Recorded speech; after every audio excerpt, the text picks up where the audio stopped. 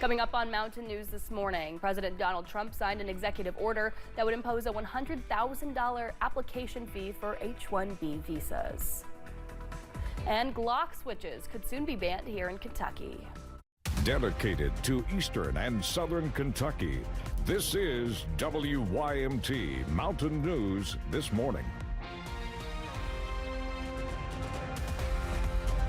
Good morning. Happy Tuesday to you, Mountain family. I'm Amelia Lee here with you on this September 23rd at 6 o'clock this morning, and time for a check of our weather with Megan Dusmal. Megan, it is rainy outside, but I still think it's going to be hot today. I was hot yesterday. Well, the good news is it will be cooler than yesterday, but still going to be a tad warmer than what you'd expect this time of year, and that's with the help of the rain, as we're seeing this morning. It's going to limit the amount of warmth that we can see this afternoon. Here's a look at that live pinpoint Doppler radar. I'll just zoom into where we're seeing some of that storm activity.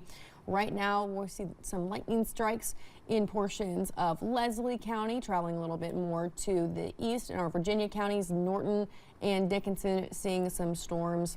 And as we travel more towards our northern county, we're going to see some scattered showers with some storm activity in Menifee. These storms will continue over the course of the next couple of hours, and we'll look at some chances for some sprinkles later on. Here's a look at those temperatures right now, sitting in a mixture of the mid-60s. Amelia.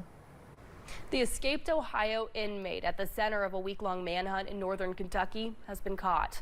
The Mason County Sheriff's Office says Jerry Cooper has been arrested. According to the Sheriff's Office, Cooper had been hiding out in Mason County. The Sheriff's Office says yesterday he was picked up by Merlana and William Strausbaugh and taken to Louisville, where he was arrested by the FBI. The Strausbaughs were also arrested for allegedly helping Cooper. Officials in McCreary County have issued a warning. 911 posted to Facebook yesterday morning saying Verizon users in the area are not able to call emergency and admin 911 lines. They say it's due to vandalism at a Windstream trunk in Pulaski County. When they made the post, officials thought the situation would be fixed shortly, and we have reached out for more details but have not yet heard back. ABC has decided to reinstate late-night talk show host Jimmy Kimmel. Kimmel was suspended last week by the networks for comments he made following Charlie Kirk's death. Disney says it spent the last several days having thoughtful conversations with Kimmel before deciding to resume the long-running late-night show. Kimmel is expected to be back on the airwaves tonight. This morning, there's new fallout over the White House's claims that the pain medicine, acetaminophen, could be linked to the rise in autism. So far, there have been no definitive studies to confirm that connection. Now, some medical groups are pushing back, calling the announcement misleading and harmful. CBS's Bradley Blackburn has more from New York.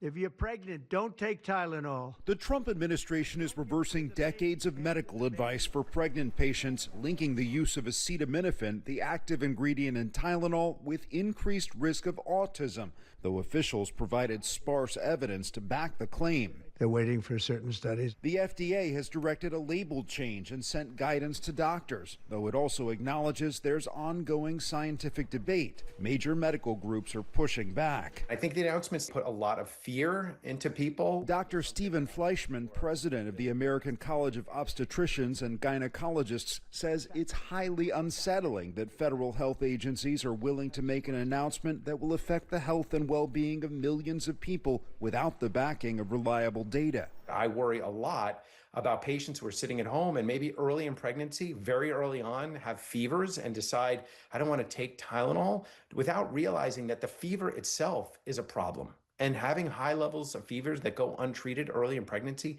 can lead to CNS abnormalities. Acetaminophen is the only over-the-counter drug approved to treat fevers during pregnancy.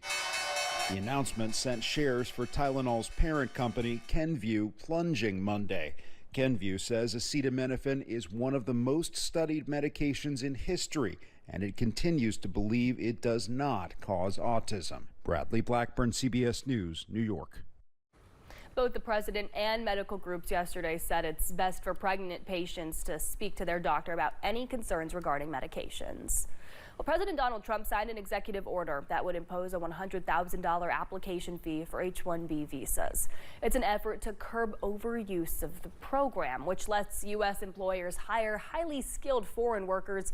Immigration attorney Heather Hadid tells us the program is aimed at bringing highly skilled foreign workers to the U.S. in areas where U.S. workers are not available. She tells us the added fee will affect the tech industry greatly, especially smaller startups. And it's not, for example, really targeting blue-collared workers. This is a lot more specialized. People with a bachelor's degree or higher is usually mandatory. Of course, there are exceptions with H-1Bs. According to the proclamation, visa applications who do not have the $100,000 are restricted from entering the U.S. until September 21st of next year. Glock switches could soon be banned here in Kentucky. A Louisville lawmaker says he sees it as one way to fight violent crime. Gun modification devices can be made with a 3D printer and change a legal handgun into a machine gun. Right now, only the federal government has the power to prosecute Kentucky cases. But one state representative wants Kentucky to have its own law. Louisville's police chief says the department seizes more altered guns every year. It is inherently an offensive tool that is not meant to be accurate. And that is part of the issue with this, is that people pull the trigger once and they might know where that first round is going, and they have no clue where every round after that goes.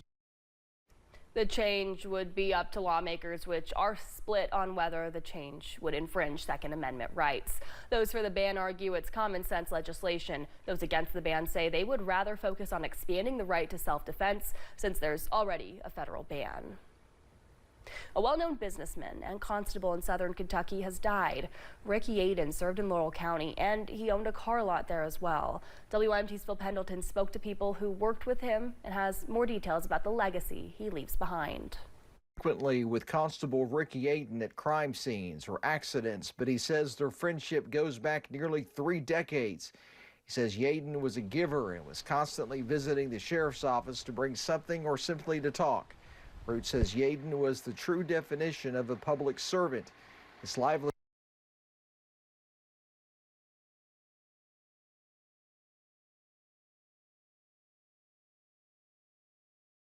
Well, funeral arrangements are being handled by the House Rawlings Funeral Home, and we will have a link to the obituary on the WYMT News app and our website, WYMT.com. Johnson County's first responders were joined by others from throughout the region yesterday to say goodbye to a career public servant. Gary McClure died last week, ending a 44-year service to the people of Johnson County and beyond. McClure was the founding chief of WR Castle Fire and Rescue and spent the last 2 decades serving as the Johnson County Emergency Management Director. Those who worked alongside him say he touched more lives than he knew and trained generations of first responders who continue to protect in his memory. My heart is broken for his family. This is a void that we're going to feel for a long time. And you know, like I said earlier, somebody will hold the title of EM1, but nobody will fill Gary's shoes. The week before his death, McClure was honored with a presidential citation from the Kentucky Emergency Management Association, celebrating his dedicated service.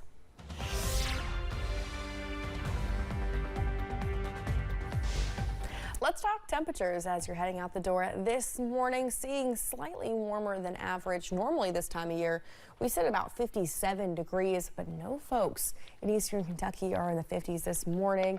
We're looking at mostly the mid to upper 60s, 68 degrees right now in Monticello. Coolest temperature is 61 in Clintwood and Wise. This afternoon, though, we are going to see those temperatures warming up into the upper 70s and low 80s, still warmer than average, as normally we sit at that 77 degree mark.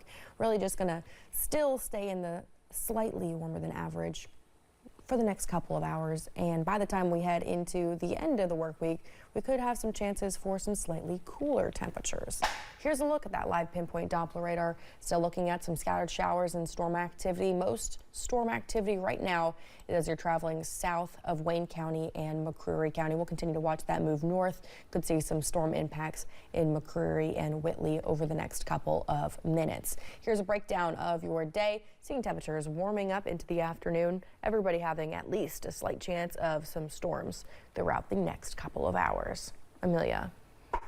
Well, thanks so much for joining us on Mountain News this morning at 6:10. The 2025 Continuous Improvement Summit began yesterday morning, bringing thousands of educators from every corner of Kentucky together.